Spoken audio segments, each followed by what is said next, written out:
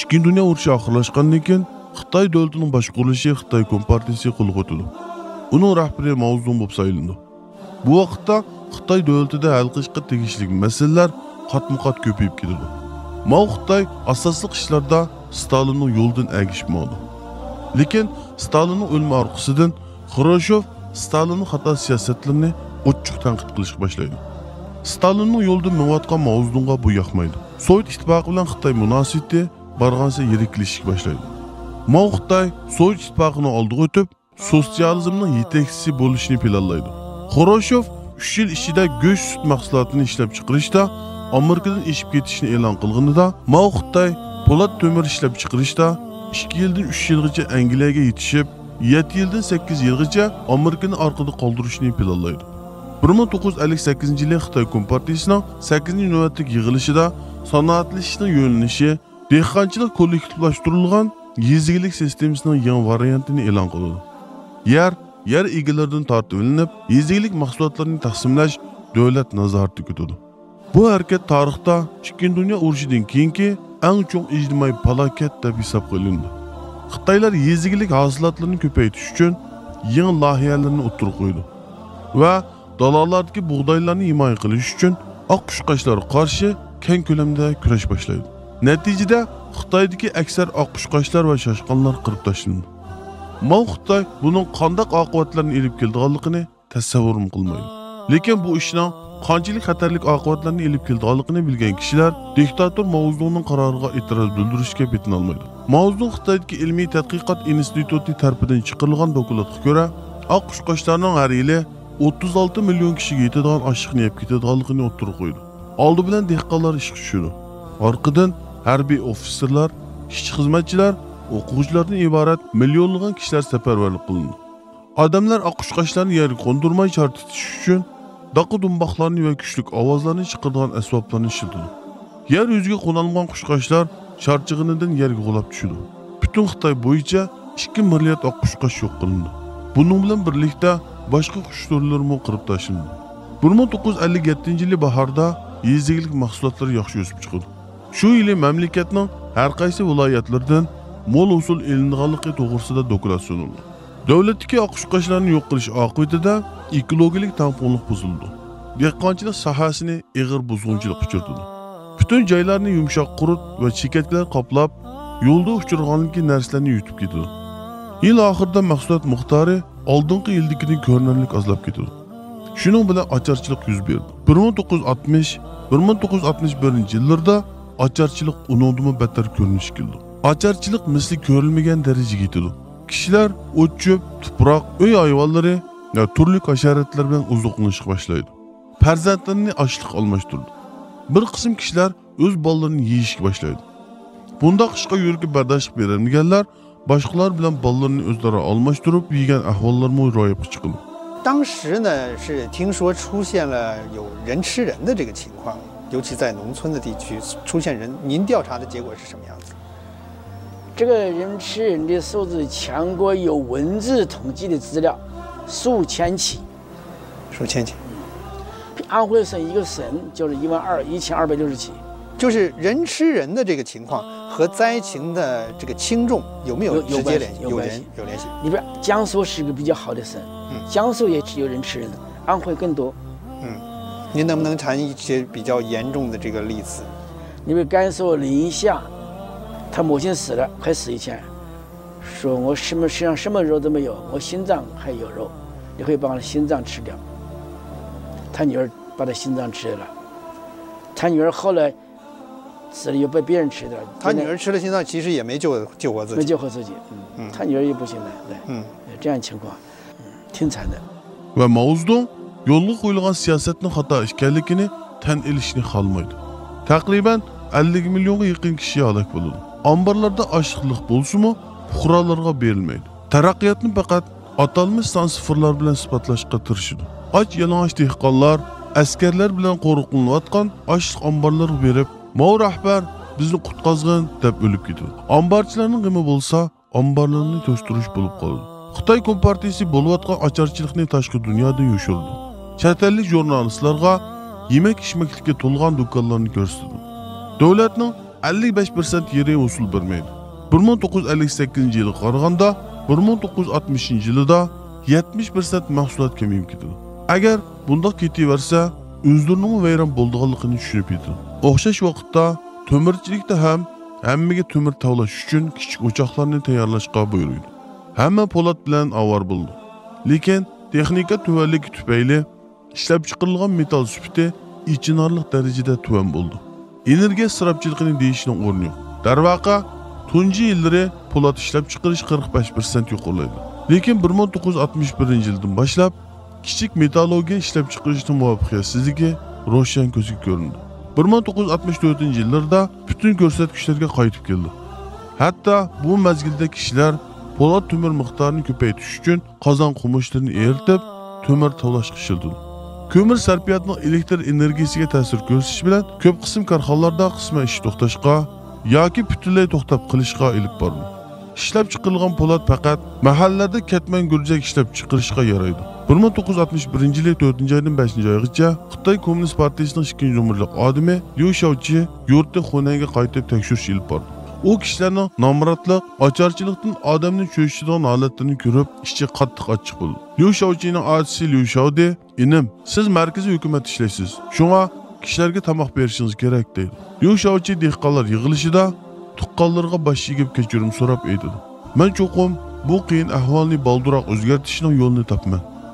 Menga 2 yil muhlat bering. 2 yildan keyin hamma odam bugunga o'xshash och qolsa, mening ota-bovlarimning qabrini qazib chiqaringlar" dedi. 1962-yil 1-oyda Jungo Kompartiyasi 7000 kishilik yig'in ochdi. Uningda cho'ng sakrab ilgirlashning tajribasi savoqlarini xulosalab, Liu Shaoqi mundaq dedi: "Butun davlatga kelsak, yetersizlik ve muvaffaqiyatsizlikning sabablari ayrim holda 30% tabiiy ofatdan, 70% sun'iy ofatdan kelib chiqqan.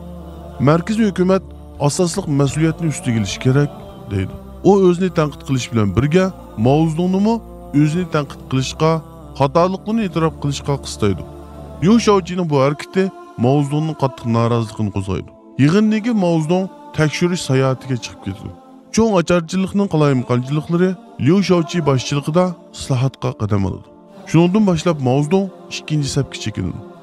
Ammo u hamisha partiya va armiyaning huquqini saqlab qoldi.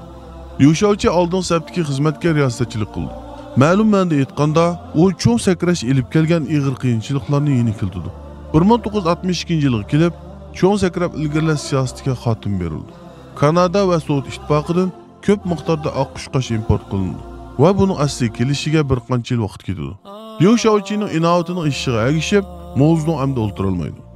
1966-yil 16-may Mao Zedong va Markaziy madaniyat inqilobi guruhi madaniyat inqilobini qo'zg'aydi. 1966-yil maydan 1976-yil oktyabrgacha bo'lgan madaniyat inqilobi Xitoy davlatini qurilgandan buyongi eng og'ir o'ng'ishsizlik va ziyonga uchirdi.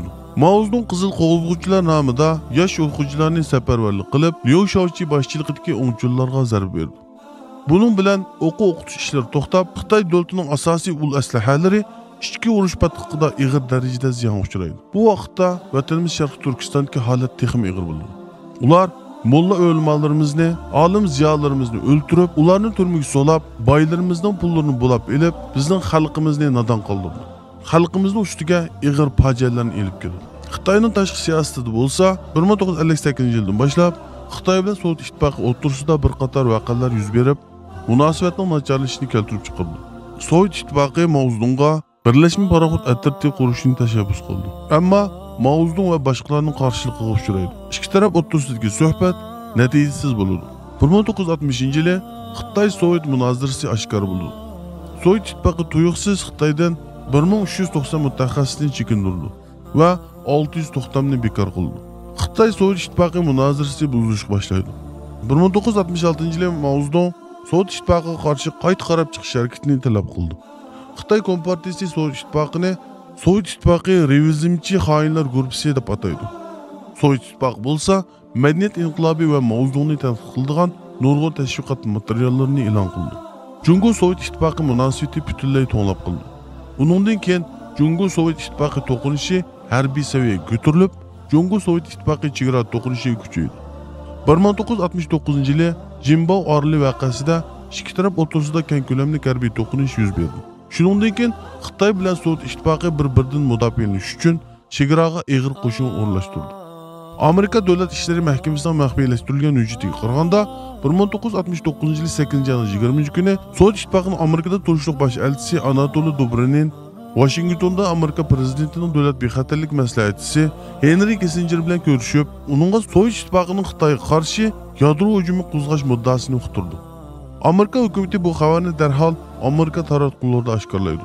8-28 kuni boshlab Washington pochtasi, Washington cho'lpini va boshqa taratqularda bu to'g'riliq xabarlar tarqaldi.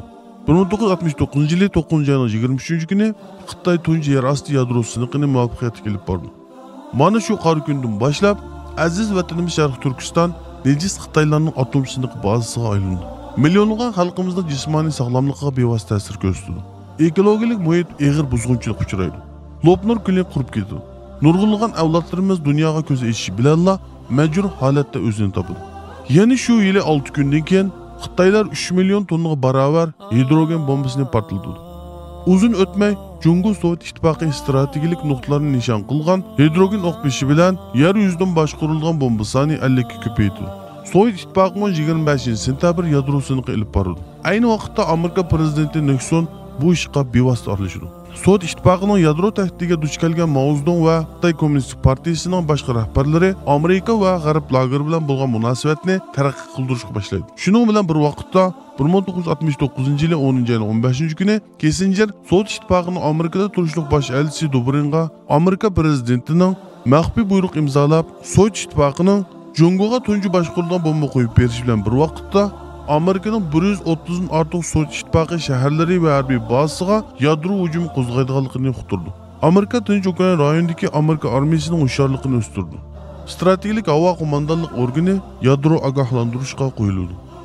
18 yadro o'qbesh ko'targan Amerikaning B-52 bombardimonchi aeroplani cho'ng miltiq harakatida Alyaskaning shimolidan Sovet ittifoqi qarab uchdi. Kissinger buningga javoban o'zining aslimasidan mundaq deb yozdi. Amerika o'zining Sovet ittifoqining tahdidiga parvo qilmaydiganligini ko'rsatish uchun ko'rinish darajasini sal oshirdi deb yozdi. Oxirida Sovet ittifoqi harbiy harakatini to'xtatdi. 1969 yili 10-20 kuni Xitoy bilan Sovet ittifoqining muavin ministr darajali chegara suhbati rasmiy elib berildi. Garchi suhbat ilgirlash bo'lmasa-mu, jiddiy munosabat bir oz pasaydi. 1970 yil 12 oyda Mao Zedong ayni vaqtdagi Amerika prezidenti Nixonga Amerikalik jurnalist Edgar Senov orqali Beyjingni ziyorat qilishga taklifnoma yetkazdi. Va Senovning Mao Zedongning Nixonni madiylagan so'zini yetkazishni umid qildi. Sen yaxshi odam, dunyodagi eng yaxshi odam deydi. Shuningdek Xitoy g'arb davlatlari bilan diplomatik munosabat o'rnatishga boshlaydi. 1971 yil 4-oyda Jungo bilan Amerika tik-tak-top diplomatiyasi elib bordi. 7-oyda ayni vaqtda Amerika prezidentining davlat bexatarlik maslahatchisi Henry Kissinger Xitoyni maxfiy ziyorat qildi.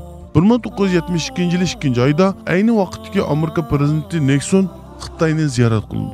Bu xabarni anglagan Sovet ittifoqi Nixon bilan boshliqlar yig'ini ochdi. 1972 yil mayda Nixon Sovet ittifoqini rasmiy ziyorat qilgan tunji Amerika prezidenti bo'lib qoldi. U va Sovet ittifoqi strategik qurollarni cheklash suhbatining birinchi bosqichini birlikda imzolaydi. Sovet ittifoqining kengayishi va yadro tahdidi oldida Mao Zedong 1973 yil 2-oyda Amerika prezidentining alohida vakili Henry Kissinger va 1974 yili 1-oyda Yaponiya tashqi ishlar ministri Masayoshi Ohara bilan ko'rishganida bir qo'r bir cho'ng rayon ideyasini o'tirib qo'ydi. Ideyada Amerika, Yaponiya, Xitoy, Pokiston, Eron, Turkiya va G'arbiy Yevropa bilan ittifoqlashib, Sovet ittifoqining kengayishini to'sish o'tirib qo'yildi. Mao Zedong 1973 yili Kissinger bilan ko'rishganda mundaq deydi. Biz ikki oila bir-birimizga ehtiyojli. Shunga biz qo'l tutishimiz kerak. Bizning nishonimiz o'xshash bo'lsa, biz sizga ziyon yetkazmaymiz. Sizmi bizga ziyon yetkazmaysiz. Biz birlashib pastkashlarga taqobil turishimiz kerak deydi. 1973 yili Sovet ittifoqi yana Xitoy Sovet chegarasida harbiy kuchlarni qayta o'rinlashtirish jang qilish iqtidorini tanshab, Xitoy Sovet chegarasidagi askarlarning Yevropada turishliq Sovet ittifoqi askarlari bilan o'xshash jang saviyasi bo'lishga kafolatlik qildi. Jungoga qarshi qorshov shakllantirish uchun Sovet ittifoqi yana Tinch okean va Hind okeanidagi dengiz armiyasini ko'paytirib, tunji qitim yadro suv osti paraxod bilan ta'minlanib, Yaponiya dengizidan Jungoning Seriq dengizi va Sharqiy Jungoga bevosita berib, Xitoyni qamal qilish harakatini yo'lga qo'ydi. 1976-yili 9-oyda Mao Zedong o'lgandan keyin Jungo Sovet ittifoqi to'qinishi asosiy xalqaro sahnadagi milliy manfaat to'qinishi bo'ldi. 1975-yili Amerika bilan Vyetnam o'rtasidagi urush oxirlashgandan keyin 1978-yili Sovet ittifoqi bilan Sovet-Vyetnam do'stlik va hamkorlik shartnomasini imzoladi. Shu yili 12-oyda Vyetnam Sovet ittifoqining qo'llashi bilan Kambodjaga besib kirdi. Jungo qo'llaydigan Khmer Rouge hokimiyati tezla yimirildi. Deng Xiaoping 1979-yil 1-oyda Xitoy bilan Amerika o'rtasida diplomatik munosabat o'rnatgandan keyin Amerikani ziyorat qilib, ayni vaqtdagi Amerika prezidenti Jimmy Carterga Jungoning Vyetnamga hujum qilish muddaosini uqtirdi. Va ziyoratdan keyin Vyetnamga qarshi urush qo'zg'ab, Amerikaga bo'lgan xushomadchilikni ifodaladi va bir oy ichida mag'lub bo'lib chekildi. 他希望通过这次战争能向西方国家，特别是美国表明，中国是一个可靠的伙伴国家。中国是希望从这些国家获得大量的金融和技术上的支持，以利于邓小平当时推进的经济改革政策。1979-yilning oxirida Sovet ittifoqi Afg'onistonga hujum qildi. Sovet ittifoqining chambaragida qolganligini tushungan Xitoy Sovet ittifoqining tajovuzchiligini qattiq ayblaydi. Hamda Amerika va Pokiston bilan ittifoq tuzib, Afg'onistondagi islom qarshilik harakatini qo'llaydi. 1989-yili Sovet ittifoqi Afg'oniston musulmonlar tarafidan mag'lub qilinib, ig'ir talafotga yo'liqqandan keyin holdan taygan sovetlarning dunyo yuzidagi siyosati yumshash boshlaydi. Va askarlari Afg'onistondan chekingandan keyin Xitoy Sovet munosabati yaxshilandi. Va 1989-yili Mikhail Gorbachev Xitoy taklifiga binoan Xitoyni ziyorat qilib, Deng Xiaoping va boshqalar bilan ko'rishdi. Jungo Sovet ittifoqi munosabati buning bilan normallashdi. Demak, ichki tashqi siyosiy davolg'ish ichida muqimsiz bo'lgan, xalqining 80% yez yashaydigan, har qanday bir texnika, mablag'i bo'lmagan va nomratlik va ocharchilik hukm surgan Xitoy davlati qanday qilib hech o'ylamaganda 40 yil ichida dunyoning eng tez rivojlangan davlatiga va eng cho'ng iqtisodiy kuchiga va ishlab chiqaruvchisiga aylandi. Filmimizda keng qism qiziqsangiz, ijtimoiy taraqqiyot kanallarimizga a'zo bo'lishni unutmang.